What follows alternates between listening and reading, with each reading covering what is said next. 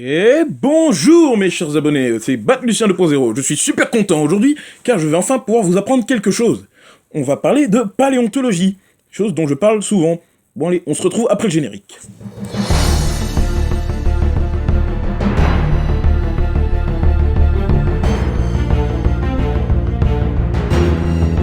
Bon sang que ce générique est bon. Alors, je voulais vous dire, attention parce que je vais mettre des jeux de mots à base de dinosaures et de lettres. En faites pas, avec moi vous saurez ce qu'est la paléontologie. Mais il n'y a pas besoin de Tardis ou de DeLorean pour savoir ce que c'est la paléontologie. Alors, la paléontologie, qu'est-ce que c'est? Comment ça se fait qu'on n'ait pas trouvé d'ossements de dinosaures avant 1822? C'est parce que chercher quelque chose dont tu ne connais pas l'existence, bah c'est impossible. Tu peux pas chercher quelque chose sans que tu saches quoi. Place au diapo. Comme j'avais dit tout à l'heure, je fais des jeux de mots avec les premières lettres d'un mot et les premières lettres du nom d'un dinosaure. Par exemple ici, paléontologie, Parasaurolophus. Donc, alors, comment fait-on pour devenir paléontologue? Alors déjà, tu te farcis 8 ans après le bac, histoire de bien te fatiguer. Et donc, tu prends un bac plus 8, mais par chance, tu as beaucoup plus de chances de te faire frapper par un éclair que d'être pris comme paléontologue, parce que les débouchés sont encore plus rares qu'une éclipse de lune. Bon, ok, pas les éclipses, hein. Suivant. En quoi consiste ce métier? Alors, être paléontologue signifie fouiller le passé, rechercher et étudier les créatures préhistoriques, via des os ou des végétaux fossilisés, vieux de plusieurs millions d'années. Par contre, pour le dodo, je peux rien dire pour lui, hein, pauvre dodo. Allez, next. Les célébrités du métier. Alors, vous pouvez les lire, hein, je vous laisse 5 secondes pour les lire. Hein. Oui, si vous voulez les lire, vous mettez sur pause, mais moi, je lirai pas ça. Hein. Désolé. Ah oui. Les célébrités. Le L pour le Litronax et le C pour le Carnotaure. Et ici, c'était le E pour l'Edmontosaurus. Suivant. Alors, à quel âge peut-on devenir paléontologue? Alors, tu fais ton bac plus 8 et après, tu n'as plus qu'à calculer. Pour moi, j'ai calculé que j'aurais 24 ans. Si je redouble, j'aurais 24 ans. Next. Les bienfaits de la paléontologie. Bah oui, à part faire des trous un peu partout, la paléontologie est bénéfique. Pourquoi? Mais j'allais y venir. Parce qu'elle aide à se situer dans le temps. Parce que sinon, bah, sans paléontologie, on ne pouvait pas savoir qu'on a eu avant. Elle nous aide à nous situer dans le temps et à savoir ce qui nous a précédé et anticiper le futur. Pourquoi? Il y a eu quelques extinctions de masse. Je dis quelques, il y en a eu pas loin de 6 ou 7. Alors, je vous laisse méditer là-dessus. Next. Les trouvailles. Je vais faire un top 8 des trouvailles qu'on trouve en paléontologie et qui ne sont pas des dinosaures. Ah bon? Attends, pourquoi vous faites... Vous savez pas qu'on trouvait pas que des dinosaures en paléontologie? Par exemple, le Dimetrodon. C'est pas un dinosaure. Et pourtant, on le trouve enfoui. Par exemple, Bon allez. Numéro 8. Pardon. Des tigres à dents de sabre, ou moi je les appelle smilodons. Pourquoi? Ils sont smilodons? Alors, comme vous voyez, hein, c'est smilodons, hein, des trucs très proches des lions d'Afrique. Où tu veux trouver des lions ailleurs? Oui, aux os de Bomal, et alors? Oui, aux os de la flèche, et alors? Ok, dans tous les os. Des mammouths, ce sont des proches cousins des éléphants d'Asie. Pourquoi des éléphants d'Asie? Regarde leurs oreilles.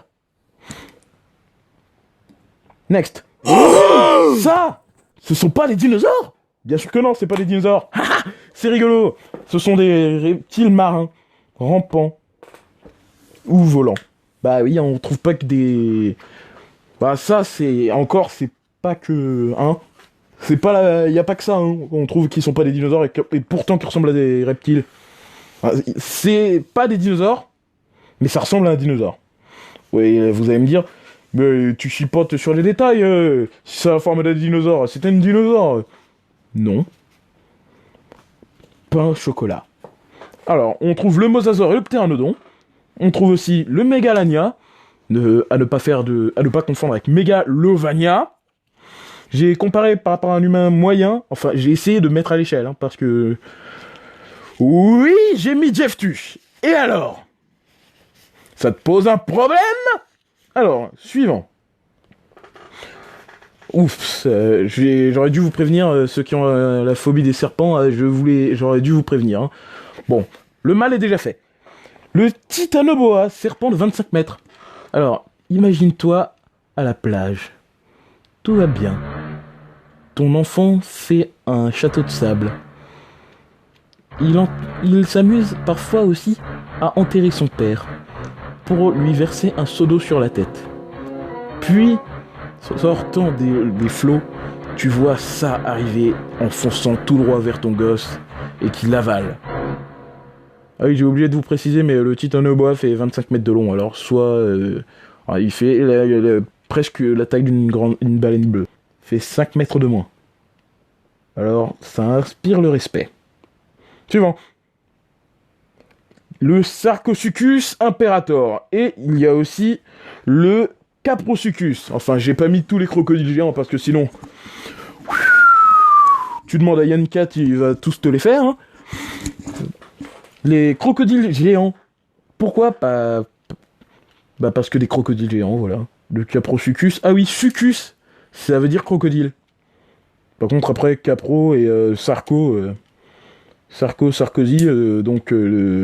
Bon, ok, ça suffit. On trouve aussi des amphibiens, comme le Diplocolus. Alors, pour faire un Diplocolus, c'est très simple. Tu prends un triton, tu lui enfonces un boomerang dans la bouche, tu l'élargis, tu l'aplatis un peu, tu fais en sorte qu'il fasse 1 mètre de long, et tu as un Diplocolus. Ensuite, il y a aussi le Prionosuchus, que moi, des fois, j'appelle le crocomou. Voilà. Oui, c'est vrai, ça ressemble un peu à crocomou. Ouais. Donc, je voulais dire aussi que ça n'a pas vécu en même temps que les dinosaures. Ça a vécu un peu avant les dinosaures. Mince, pourquoi j'ai pas mis des insectes géants dedans? Parce que eux aussi, ils ont vécu avant les dinosaures, et ce sont pas des dinosaures. Bon, next. Il y a des poissons de la taille d'un bus. Visualise. Alors, je vais pas reprendre l'enfant qui génocide ses parents, mais imagine, tu surfes. Tout va bien, les vagues sont avec toi, tu entends le bruit des mouettes, tu ressens le bruit des vagues. Puis tu tombes dans l'eau. Puis tu tombes sur un mégalodon. Alors, moi perso, ma première réaction dessus, ça serait faire mon testament. Même si écrire sous l'eau, à part Bob l'éponge, personne ne peut le faire. Et tu meurs.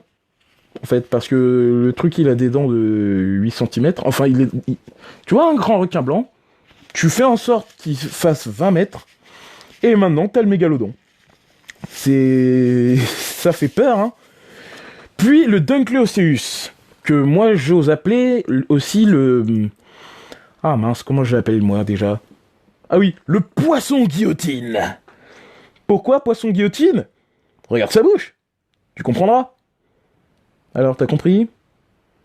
Donc, je l'appelle poisson guillotine parce que ses dents ressemblent à une guillotine. Non, je ne parle pas du truc entier avec le bois, la corde. Non, je parle juste de la lame. Ce truc a une tête encore plus épaisse que... En fait, je vois pas quoi dire qui n'est pas dégradant. Ce truc a une tête aussi épaisse que, en gros, une épaisseur de 5 cm sur la tête. Ça vous va ou vous voulez que je développe un peu plus? Bon, allez. Comment vous nous avez déterré? Petite truc, comme on parle de paléontologie, comment vous nous avez trouvé, comment déterrer, trouver, déterrer. Faites pas le lien? Très bien. Alors, vous pouvez vous abonner à ma chaîne YouTube, partager la vidéo, et bien sûr, activer la cloche des notifications et vous abonner à ma chaîne YouTube secondaire, sinon, ça ne sert à rien. Ciao tout le monde, c'était Patricia 2.0. A plus.